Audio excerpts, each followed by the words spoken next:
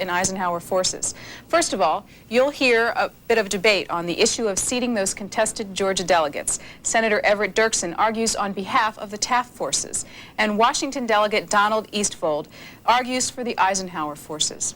This will be followed by the roll call vote on the question. It's quite long, so we were not able to bring all of it to you, but you'll see enough of it to get a flavor of the roll call vote. Now let's go back to 1952, and we're going to be starting out with the speech by Senator Everett Dirksen.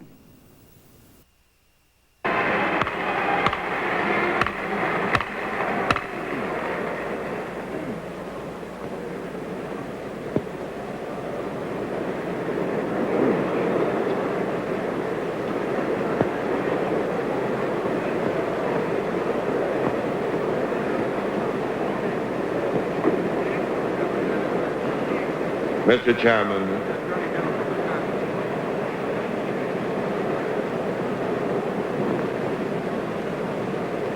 my fellow delegates, fellow Americans, and those who do us honor to be visitors at this 25th convention of the Republican Party. In the campaign of 1944, I was designated to go to the great state of Maine, to Old Orchard Beach, and make a political speech. You good folks from Old Orchard and that area of that Commonwealth will remember. It was an outdoor meeting, and we had a national hookup. The stage was set just outside of the amusement park, and it was on Saturday night before Labor Day. I was suitably introduced and had uttered perhaps one paragraph when I heard a great and swelling noise. My spirit was distressed, and I was deeply concerned. The chairman laid a reassuring hand upon my shoulder. He whispered in my ear, and he said, "Congressman, it's only the tide rolling in." I had never had that beguiling experience before. I had never competed with the tide. It may be that old King Canute could roll back the waves, but I found that my feeble talent of expression was quite inadequate to that occasion. It brings to mind tonight the fact that a political convention that rings all the changes of human passion and intense interest is not unlike the storm-tossed ocean. I saw it yesterday. I saw the waves roll, and I wonder whether words are adequate to an occasion of this kind, and whether they can have any persuasive effect upon you. But my friends, this I know. The height of the wave is measured from the calm level of the sea. The depth of the ocean is measured from its calm bosom. It's not the height of the wave that is going to do us good in the campaign that lies ahead. It is the force, I think, that lies in that great, calm, and potent volume that I like to think of as the Republican Party in 1952.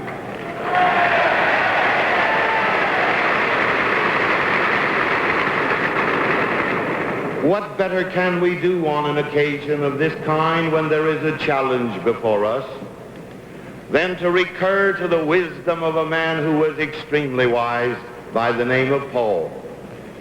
He simply said upon the sacred parchments long ago, "Come, let us reason together." And so in the time that is available to me, let's reason for a moment with a sense of responsibility that is becoming to the trustees of the Republican Party who are assembled in this convention tonight. This is just the beginning of our great spiritual adventure of 1952. We've had a habit of winning conventions and losing elections in the last 20 years.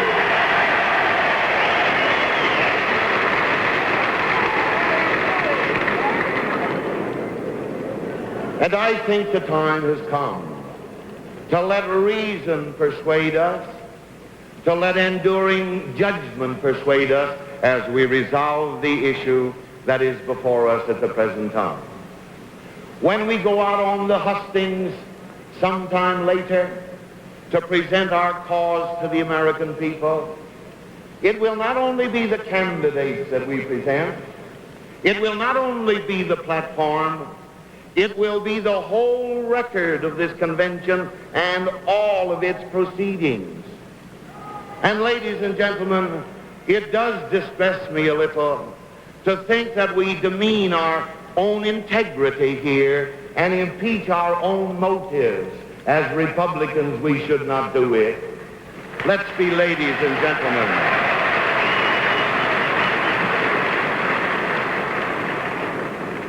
Now I say from an earnest heart that I trust tonight we will not commit suicide and impair the chances of victory that are like something bright and iridescent upon the horizon right now.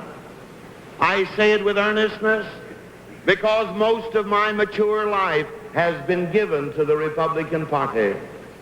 I served 16 years in the lower house of Congress, and by the grace and the goodness and the suffrage of the people of Illinois, they have permitted me to represent them in the Senate of the United States.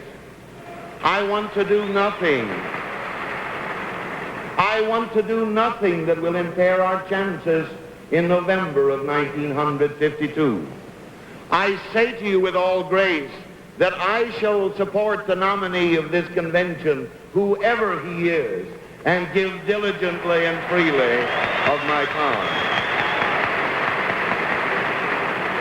So I urge you tonight not to let passion, not to let momentary and transient hysteria set a roadblock in the path of what looks like a certain victory in November of 1952.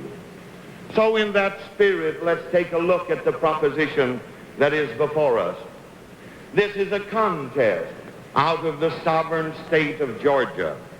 Let me ask you 1,200-odd jurors, how much do you know about it? How much do I know about it? I don't pretend to be an expert. I know very little about it, as a matter of fact. Would you like to pass upon the life of a man tonight with the meager and scanty evidence that is before you? No. Would you like to pass upon the life and the prospects of victory of a political institution called the Republican Party on the basis of the evidence that has been submitted to you tonight? I wouldn't. It is all too meager, and the party's life and the prospect of victory could be endangered here. Now then, what does reason say? First of all, this contest was submitted to the Republican National Committee. Do you know what the vote was? To seat the delegation that was recommended in the majority report. The vote was 62 to 39 in the Republican National Committee. What kind of an institution is it?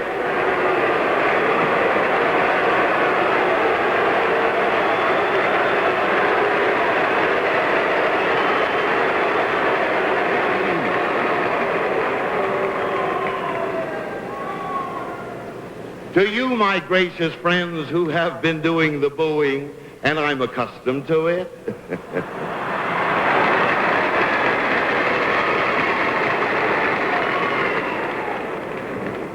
has it occurred to you that the Republican National Committee is the party's general staff?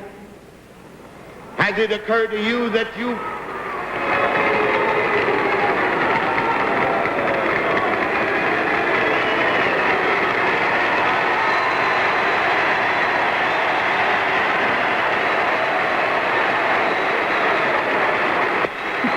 There's certainly some red-hot feelings on this point tonight, and Mr. Dirkson's having a little trouble with the crowd. You that you picked the members of the Republican National Committee.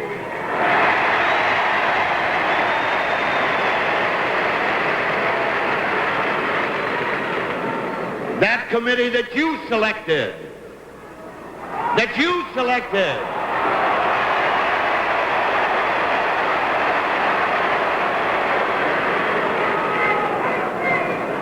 By a vote of 62 to 39, brought in the majority report. Secondly, it went to the Credentials Committee.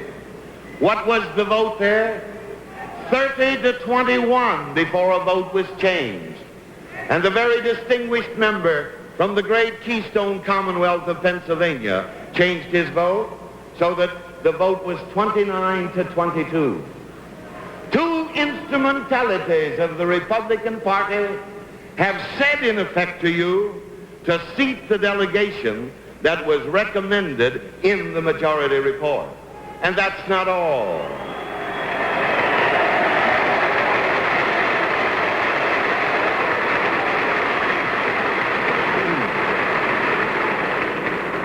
And that's not all. The courts of Georgia, even though in the legal terminology they are the inferior courts, have upheld that decision.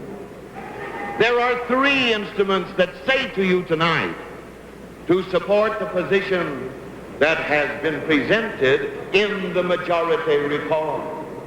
That's rather hard to escape, as a matter of fact. And a great institution like the Republican Party must do business through its committees. How easy it is for them, facile in the art of language, to stand up here tonight and talk about smoke-filled rooms. I shall never demean an instrument of the Republican Party and then with good grace ask the American voters to support us in November of 1952.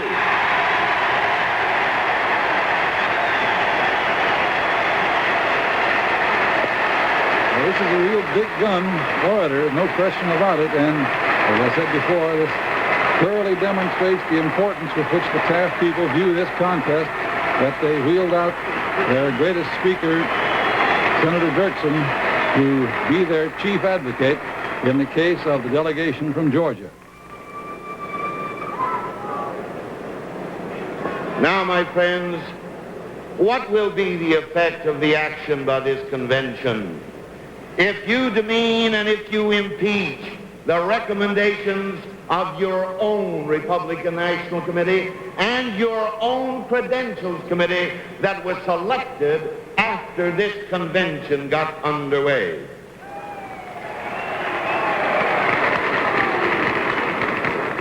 I admit everything that my esteemed and gracious friend Governor Driscoll said. I can admit all of it, and then say to you that in view of the fact that the National Committee has passed upon it, do you want to say to the people of America and to the voters in November, we have a National Committee, but they are not trustworthy, and yet they'll be your general staff?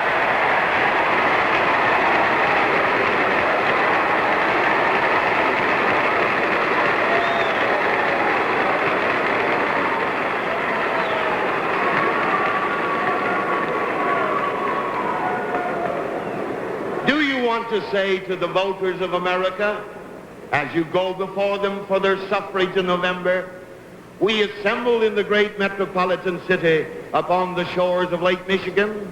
We caucused at our respective hotels. All of our delegations selected a member to sit upon the Credentials Committee. They sat long hours. They came in with a report, but we don't believe the report of the very people that we selected.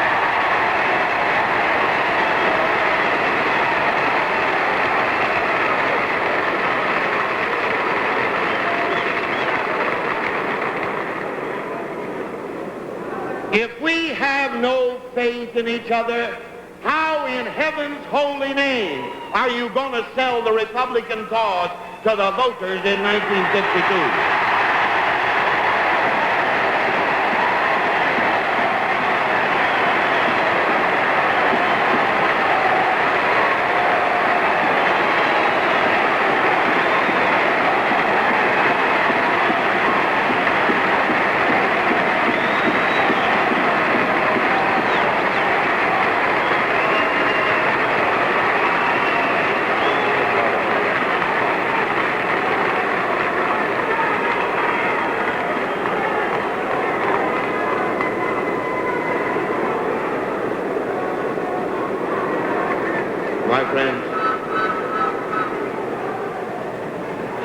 has been said of evil from this platform?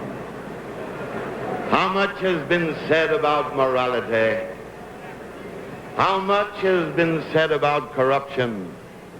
Has it occurred to you that the thing that might be done here tonight, if you embrace the minority report, may be a greater evil than the thing they have been preaching about so fluently from this platform?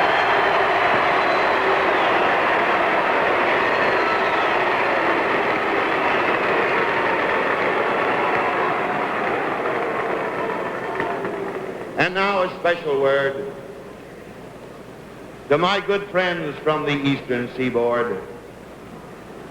First, to my friends from Pennsylvania, where are you? Hold up your hands. I want to see you. Here they are, the great Keystone Commonwealth.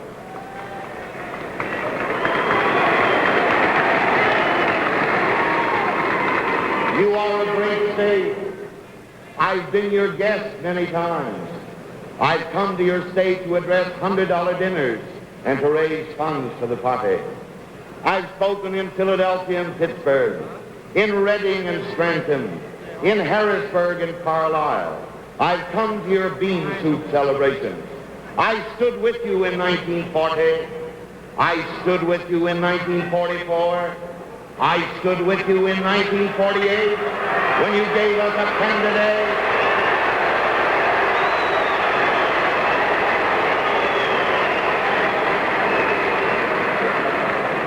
And I say in all humility, search your hearts again. Don't press this thing too lightly upon the Republican Party.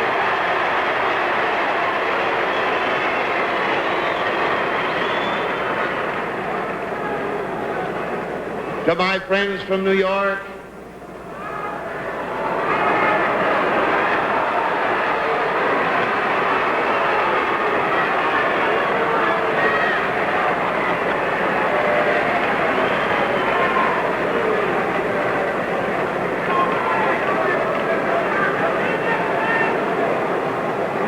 when my friend Tom Dewey was the candidate in 44 and 48,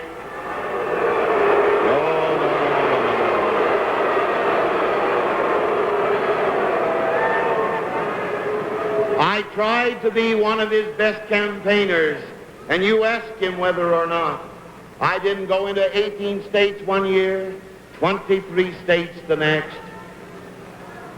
Re-examine your hearts before you take this action and support the minority report, because we followed you before and you took us down the road to defeat, and don't do this to us.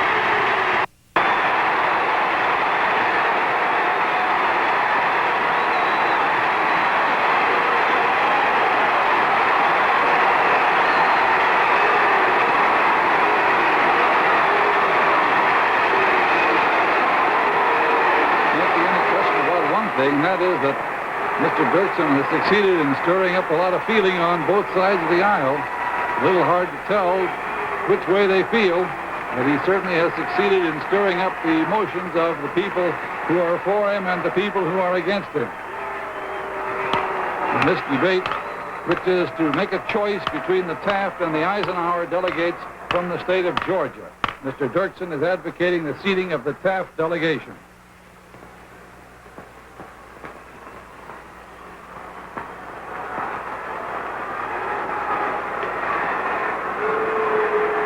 Here is Governor Dewey, to whom Mr. Dirksen made a direct appeal a moment ago.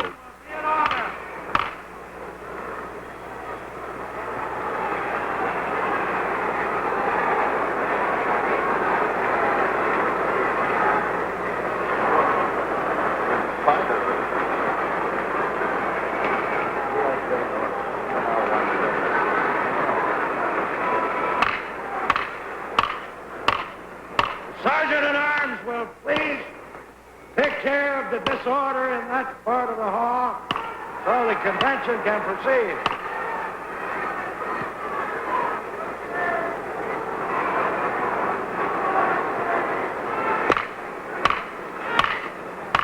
There's a great great deal of confusion out there. Here goes a fight. There's a fight out. There's a crash. It's a photographer getting in trouble. I don't know who was hitting who. Somebody got knocked down, but it's pretty hard to tell who it was. Officers were in the middle of it. They really are having a time here tonight. The delegates will please take their seats. This is no place for Republicans to be booing any other Republican.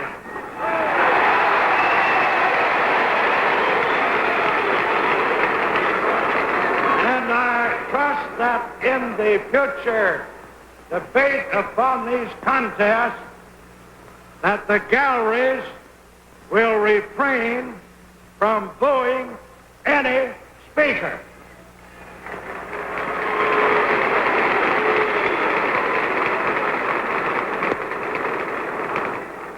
This is Senator Dirksen again.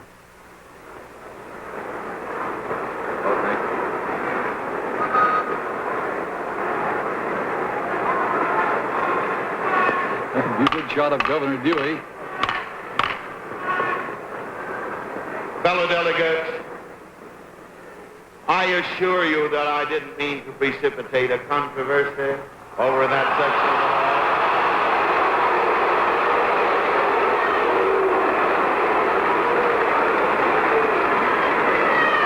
I can only say to you, let there be an understanding heart as we approach this problem. Let's not demean ourselves as has been done here. And may you all have that degree of respect for the committees and the instruments of the Republican Party that heard all the testimony and that deserves something more than a casual consideration of the time that they devoted to it. The Credentials Committee comes in with a majority report. It was confirmed before by the National Committee. It was sustained by the courts of Georgia. What more can be done? And I think the action of those committees should be ratified, and you should vote no on the substitute motion.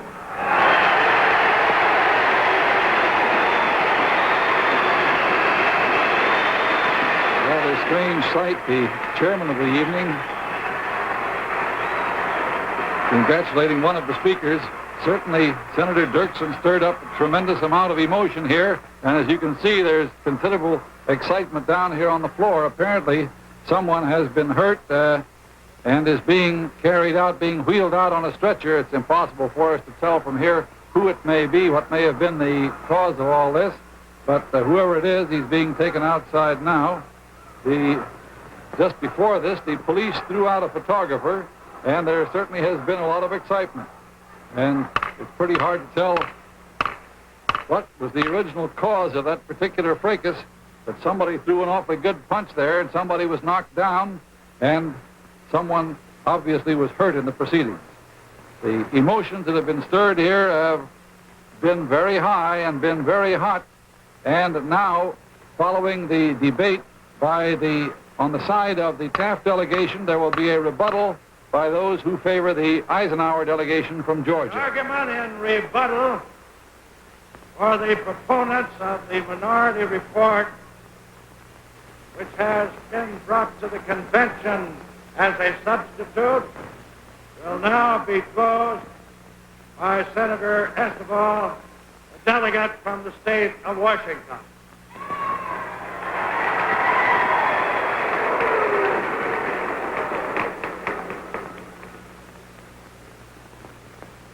Chairman, ladies and gentlemen of the convention, I am a young man from the state of Washington, and I feel like I am in pretty big league company tonight. After listening to the Attorney General of the state of Wisconsin, the Honorable United States Senator from the state of Illinois, I feel imposed upon my shoulders a responsibility which I wonder whether I will be able to fulfill.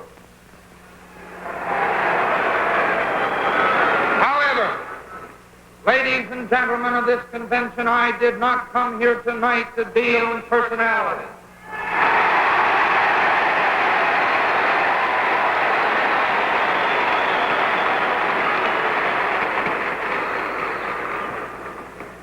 Ladies and gentlemen of this convention, the National Committee and the Credentials Committee are not on trial, but their decisions are on trial. And I want to report to you that 2 of the decisions of the National Committee have already been reversed in the Credentials Committee. One of those decisions relates to the state of Louisiana, and I think only honor will remain with our Republican Party for having taken that move. I want to also report to you that there is one gentleman on our Credentials Committee who also serves in the capacity of a national committeeman who heard the evidence twice. While he served on the National Committee in the same contest, voted one way. When he heard it in the Credentials Committee, he heard it another way. So there is a possibility, you know, that even in the Republican Party organizational structure, there is room for difference of opinion between individuals and even in one individual's own mind.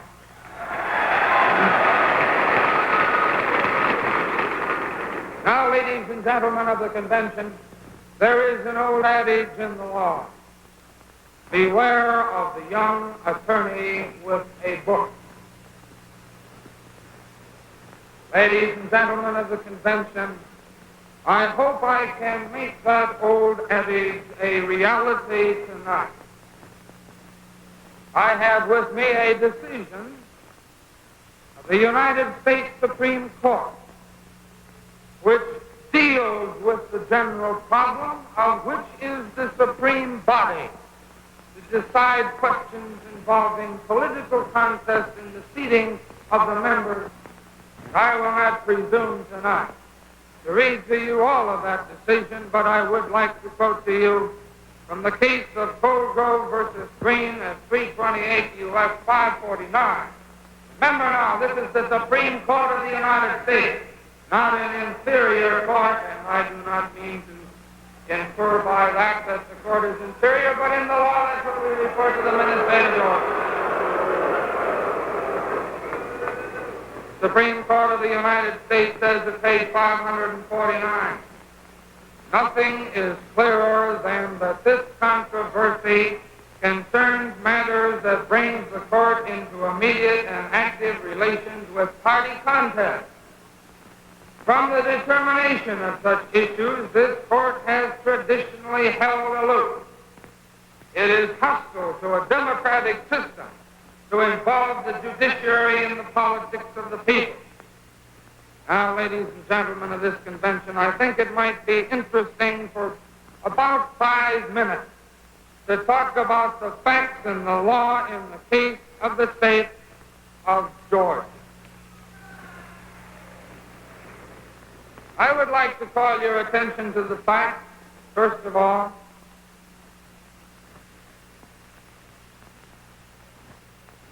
that the group which now enjoys a temporary seat in this convention, the Foster Group, lays its sole claim to the legal title of the Republican Party based upon a decision of a trial court in its own state. We heard nothing in the National Committee.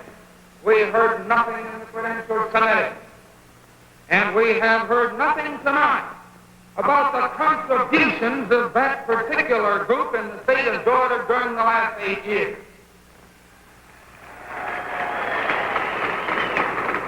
Now, I do not mean to infer, and I emphasize this with great sincerity, I do not mean to infer, as some of our national magazines have inferred, that this particular court in the state of Georgia, or any court in the state of Georgia, is dishonest or fraudulent.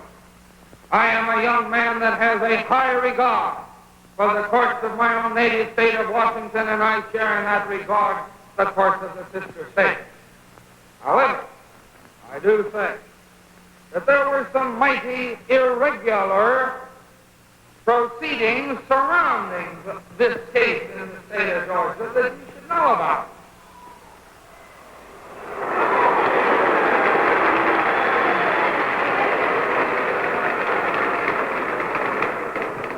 There was a district delegate elected on April 26th. The sergeant at arms is trying to restore some order on the floor. There was a district delegate elected on April 26th, and the suit wasn't brought into court and filed until June 10th so that it couldn't be heard before June 30th. It seems to me, as we say in the law, that the party was a little tardy, either purposely or otherwise, in instituting his action. At least it was a great imposition upon the contesting party to have a case set in June 30th in a trial court in Georgia and begin hearing here in Chicago before the National Committee the next day. No, I do not say that is a reflection on the court, but I wonder what the motives were of the party instituting the action.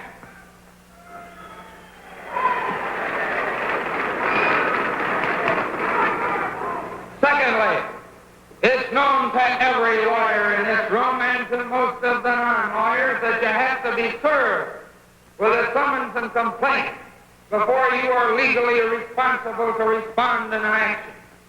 8 of the 25 defendants in this case have, as of this date, not yet been served, and the case has been tried before the judge in the state of Georgia.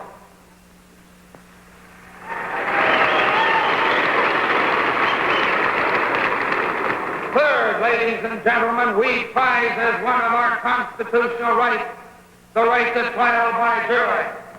In the state of Georgia, when there is a question of fact in matters of this kind, the parties are entitled to a trial by jury.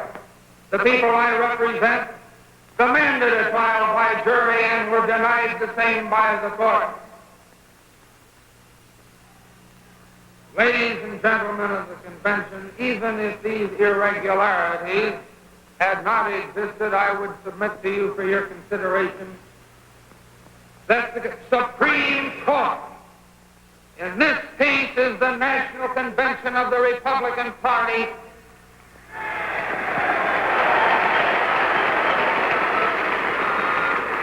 and that the Supreme Court of the Republican Party has passed on this question twice before. In 1944, it passed and determined it in favor of the Tucker Group. In 1948, the Supreme Court of the Republican Party passed on this question and decided it in favor of the Tucker Group.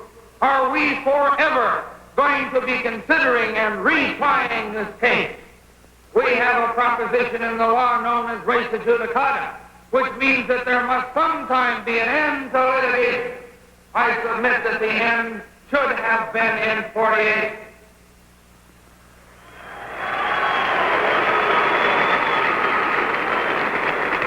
But lastly, their claim is based upon a court decision, which, if the court decision is read in its entirety, says this.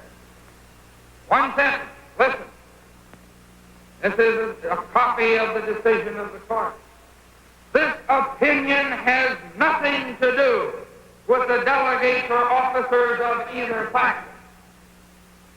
The court decision upon which they rely is not even authority for the proposition that their delegates should be seated in this convention. Now, ladies and gentlemen of this convention, we have heard nothing as to the activities of the Foster Group. Let me, in a few brief moments, tell you why the Tucker Group should be seated. First of all, it should be seated because it is the most deserving by virtue of hard work done faithfully in the vineyard of the Republican Party.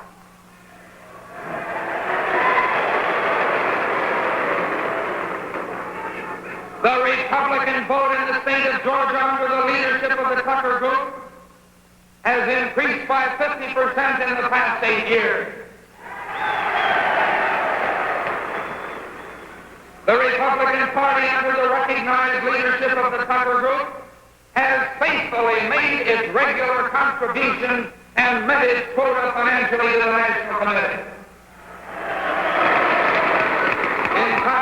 distinction to this, I ask personally, before the Credentials Committee, the gentleman, the leader of the Foster faction, whether his group has contributed anything financially as a group to the National Committee in the past 8 years, and he said no. I submit to you that this group, known as the Foster Group, goes into hiding after each national convention and comes crawling out about 6 months before our party convenes the nominated president. Secondly, I submit to you that the Tucker Group should be seated because it has been the recognized regular Republican Party in Georgia for at least 8 years under the present leadership. It has been recognized by 2 national conventions. It has been recognized by the National Committee, which has seated a member of this delegation as a member of our National Committee, and he has met with them during the past years. Third, this group was recognized to the extent that they received the official call of the Republican Party. Even the Secretary of State in the state of Georgia recognized as of July 3rd that the Tucker Group was the official group, the official Republican Party of Georgia, and he was aware of the decisions of his own trial court. The Secretary of the state of Georgia himself recognizes that the Republican Party's National Convention is the Supreme Court in the area of seating the delegates.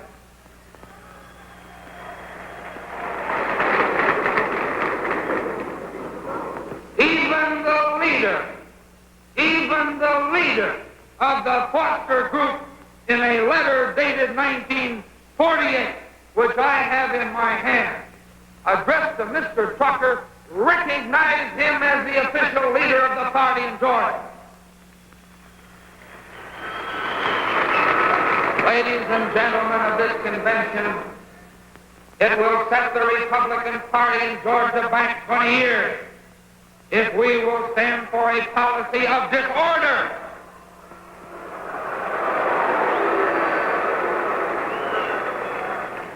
If we fail to reaffirm the decisions of this National Convention of 1944, of 1944, of 1948, we will sentence the Republican Party in Georgia to a doom of confusion, disillusionment, and defeat.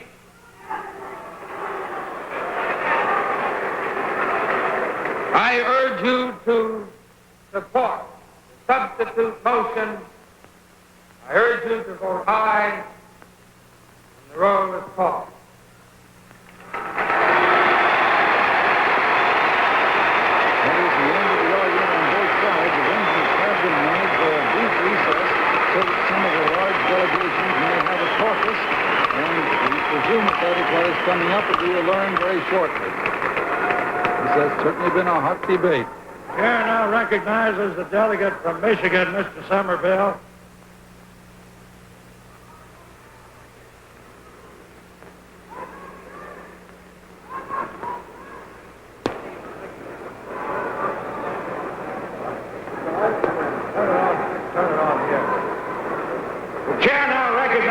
Delegate from Michigan.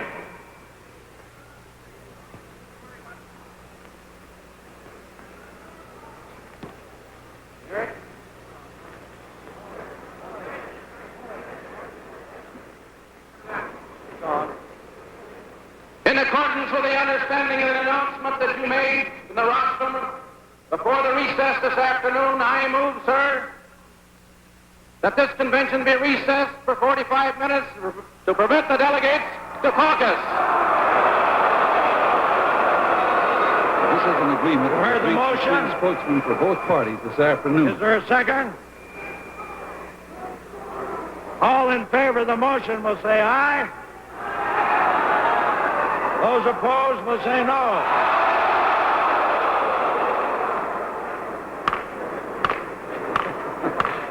Motion is defeated.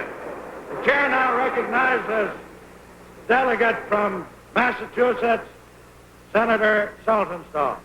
Mr. Chairman, I have been authorized by a majority of the Massachusetts delegation to request a roll call of the states on this question.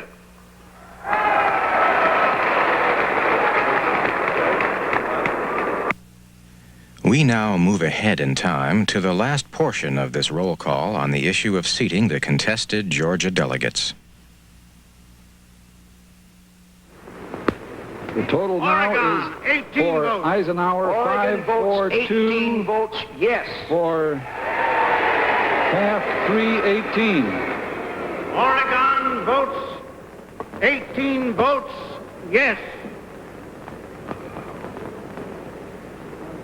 Pennsylvania, 70 votes.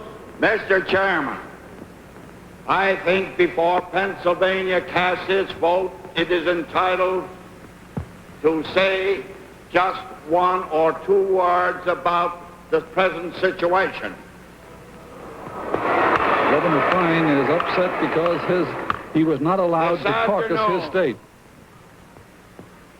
I ask for a 45-minute recess after The gentleman is out of order.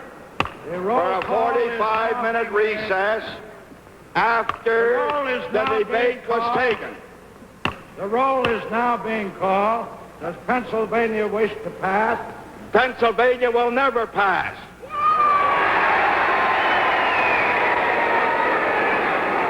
Pennsylvania cast 13 votes no, 57 votes yes.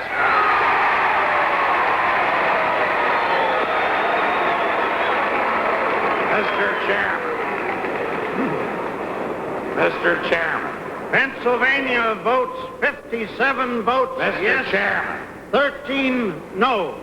Delegate from Pennsylvania. Looks as if we're going to Mr. have a call Chairman. for a poll. G. Mason now, delegate at large from Pennsylvania. I request that the delegation be polled. Mr.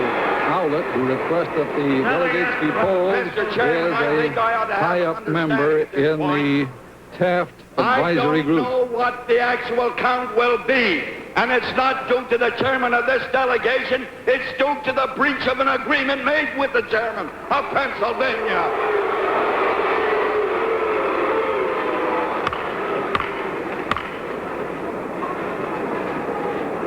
Delegate from Pennsylvania has asked for a poll of the delegation. Excuse me. The secretary will call the roll.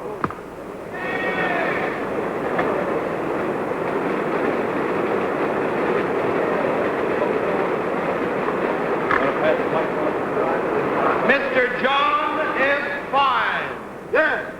Votes yes.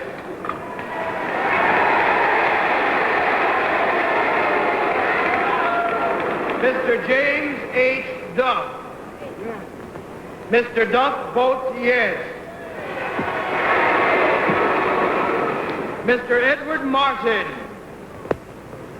Ladies and gentlemen, if the Pennsylvania vote No. is exactly as Mr. announced Martin. by Governor Fine, the standing after Pennsylvania Mr. will G. be Eisenhower H. 551, No. Taft 387, with Mr. M. quite a number of states still to be heard from, but the Eisenhower forces will be very close to the magic number. The total now Oregon, is 18 for votes. Eisenhower Oregon 542, votes yes. for Taft 318. Oregon votes 18 votes yes. Pennsylvania, 70 votes. Mr. Chairman, I think before Pennsylvania casts its vote, it is entitled to say just one or two words about the present situation. Governor Fine is upset because he was not allowed This to caucus afternoon, his state. I ask for a 45-minute recess after The gentleman is out of order. The roll for a call is 45-minute now recess The after roll is the now debate being was called. taken. The roll is now being called. Does Pennsylvania wish to pass? Pennsylvania will never pass.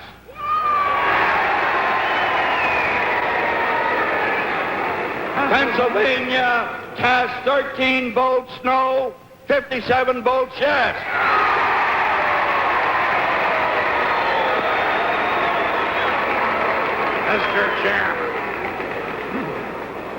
Mr. Chairman. Pennsylvania votes 57 votes yes. Mr. Chairman. 13 no. Delegate from Pennsylvania. Looks as if we're going to Mr. have a Chairman. call for a poll. G. Mason now, delegate at large from Pennsylvania. I request that the delegation be polled. Mr. Howlett, who requests that the delegates be polled, Mr. Chairman, I is think I ought a to have high-up an member understanding at this in point. the Taft Advisory I Group. don't know what the actual count will be, and it's not due to the chairman of this delegation. It's due to the breach of an agreement made with the chairman of Pennsylvania.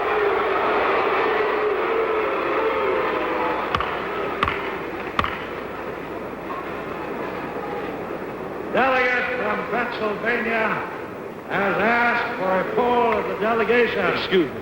The secretary will call the roll.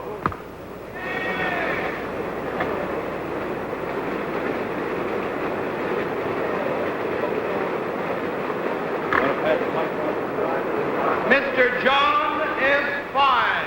Yes. Votes yes.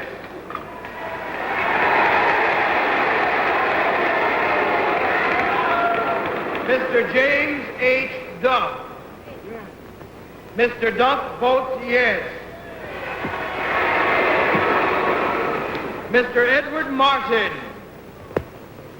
Ladies and gentlemen, if the Pennsylvania vote is exactly as announced by Governor Fine, the standing after Pennsylvania Mr. will be G. Eisenhower 551, No. Taft 387, with Mr. M. quite a number of states still to be heard from, but the Eisenhower forces will be very close to the magic number.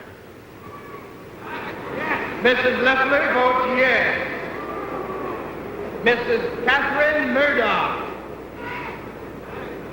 Mrs. Murdoch votes yes. Mrs. Gaynell Dixon. Dixon votes no. Mrs. Dixon votes no. Mr. Lloyd H. Wood. Mr. Wood votes yes. Mr. Robert L. Cusick. Yes. Mr. Cusick votes yes. Mr. Charles J. Palmer. Mr. Palmer votes yes. Mr. Raymond J. McNeil. Yes. Mr. McNeil votes yes. Mr. William H. Silk. Mr. Silk votes yes. Mr. Herbert Joseph Donahue. Mr. Donahue votes yes. Mr. William F. Meade. Mr. Meade votes yes. Mr. Cornelius S. Deegan, Jr. Mr. Deegan votes yes. Mr. Hobson R. Reynolds. Yes. Mr. Reynolds votes yes. Mr. Eugene J. Sullivan. Mr. Sullivan votes yes. Mr. George W. Sarbacher. Mr. Sarbacher votes yes. Mr. Austin Meehan.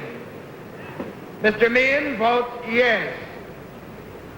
Mr. William J. Hamilton, Jr.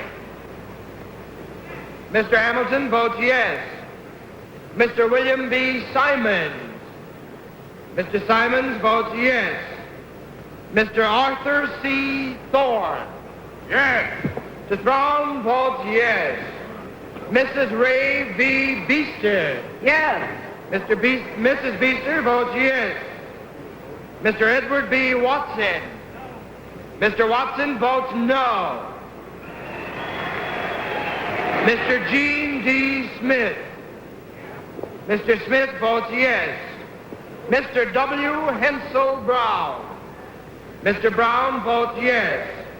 Mr. William H. Moore. Yes. Mr. Moore votes yes. Mr. Garfield Thomas. Yes. Mr. Thomas votes yes. Mr. Richard Little. Mr. Little votes yes. Mr. W. Alfred Valentine.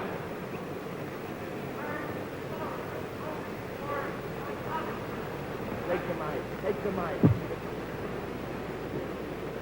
Mike.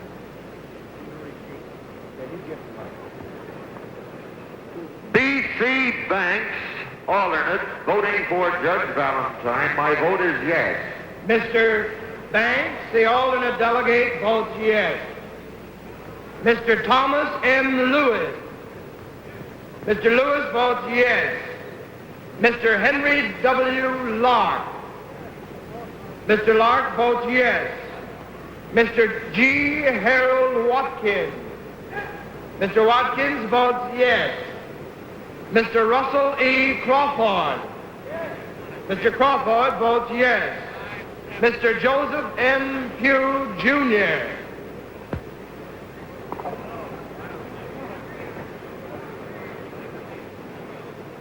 No. Mr. Pugh votes no. Mr. Heister H. Muhlenberg. Mr. Muhlenberg votes no.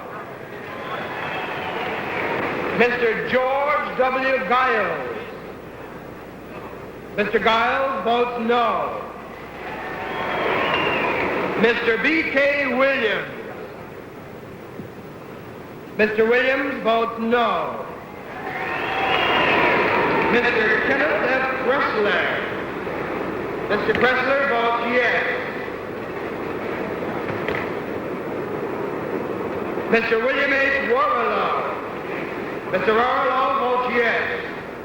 Mr. Robert E. Woodside. Yes. Mr. Woodside votes yes. Mr. Richard H. Merrill. Mr. Merrill votes yes. Mr. Robert F. Rich. Mr. Rich votes no. Mr. A. Boehner Porcelain.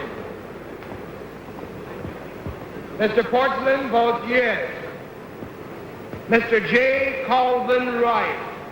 Judge Wright votes yes. Mr. Wright votes yes. Mr. Samuel S. Lewis. Mr. Lewis votes yes. Mr. George W. Kunkel. Mr. Kunkel votes yes. Mr. D. Emmert Brumbaugh. Mr. Brumbaugh votes yes. Mr. Elmer J. Miller. Mr. Miller votes yes. Mr. Robert This M. is Governor Carson. Fine, who was being escorted Mr. down to the Carson front votes yes. of the hall. Mr. Just Roy what the purpose C. was, we do not McKenna. yet know.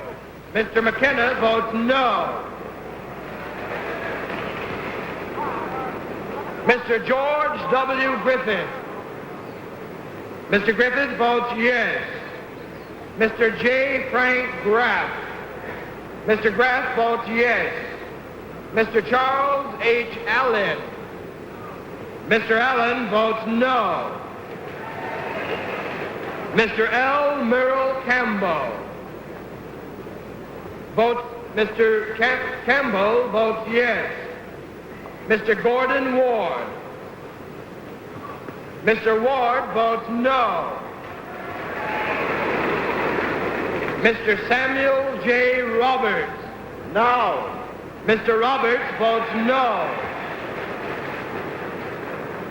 Mr. Andrew L. Bingham. Mr. Bingham votes no. Mr. Thompson Bradshaw. Mr. Bradshaw votes no. Mr. Ralph W. Peacock. Mr. Peacock votes no. Mr. S. John Morrow. Mr. Morrow votes yes. Mr. John V. Snee. Mr. Snee votes yes. Mr. James G. Fulton. Mr. Fulton votes aye. Mr. Edgar J. Kaufman. Mrs. Jones, Isabella J. Jones, alternate, voting for Mr. Kaufman. I vote yes. Alternate, Mrs. Isabel Jones votes yes. Mr. O.B. Hannon. Mr. Hannon votes yes.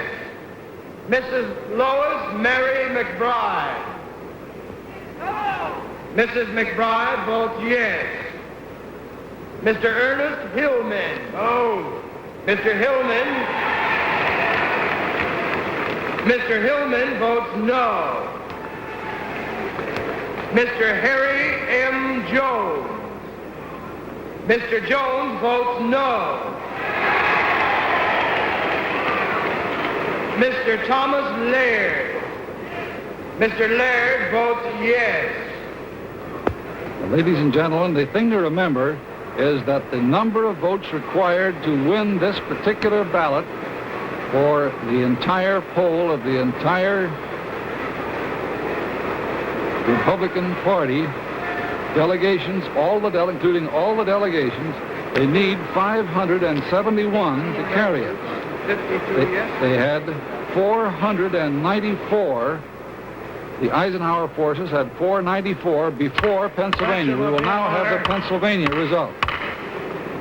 Poll of the Pennsylvania delegation shows 52 yes, 18 no.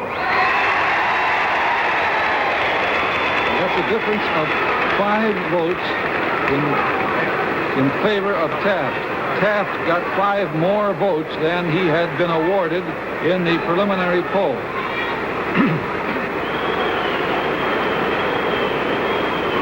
Rhode Island, 8 votes.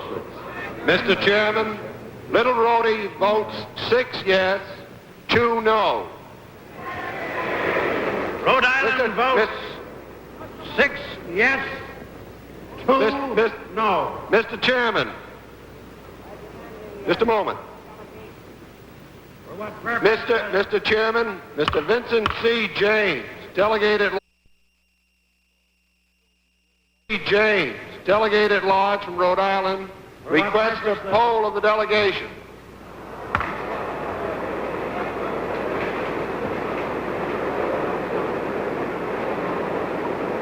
Demand has been made for a poll of the vote of the Rhode Island delegation, as just announced. The Secretary will now call the roll. Get over here.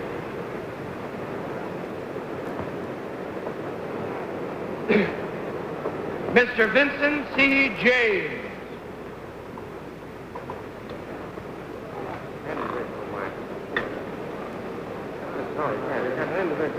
Can you walk over to it?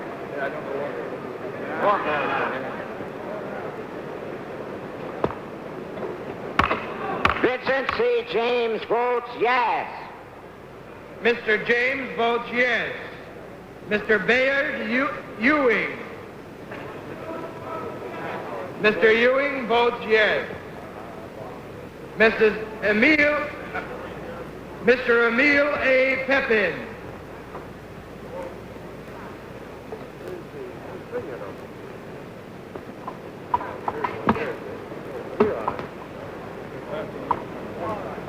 Mr. Emil A. Pepin. Mr. Pepin votes yes.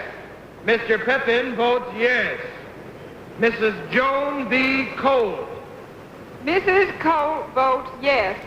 Mrs. Cole votes yes. Mr. Dean J. Lewis. Mr. Lewis votes yes. Mr. Lewis votes yes. The total now before Rhode Island, is 546 for Eisenhower, 392 for Taft. 546 for Eisenhower, 392 for Taft. 571 needed to carry this vote. Mr. Thompson votes no. Mr. Thomas Casey Green, no. Mr. Green votes no.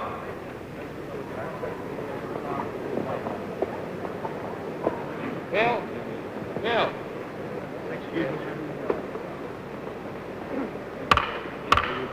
The result of the poll of the Rhode Island delegation is 6 yes, 2 no, confirming the vote as announced by the chairman of the delegation. That gives Eisenhower 552. Secretary will He proceed with needs the roll call. 19 more votes to win. The Taft vote is 394. 552 to 394. South Carolina, Mr. 6 votes. Mr. Chairman, South Carolina cast 1 vote yes, 5 votes no.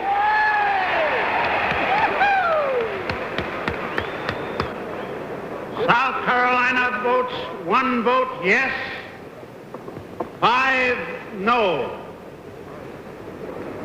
South Gives Dakota, Eisenhower 553, Taft Mr. Chairman. 399. South Dakota cast 14 no votes.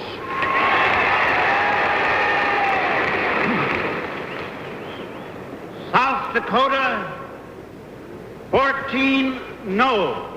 That's 553 for Eisenhower, 413 Tennessee, for 20 Taft. votes. Mr. Chairman, Tennessee cast 20 no votes.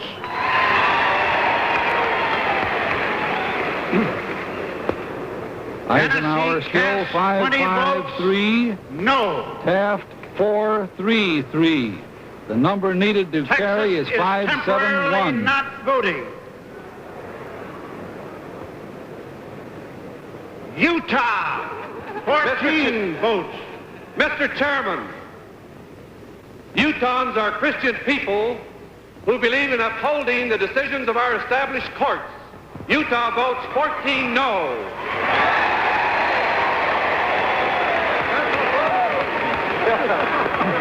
That is 553 for Eisenhower, Utah votes 447 14 for Taft. no. Vermont, 12 votes. Mr. Chairman, Vermont, all 12 votes yes.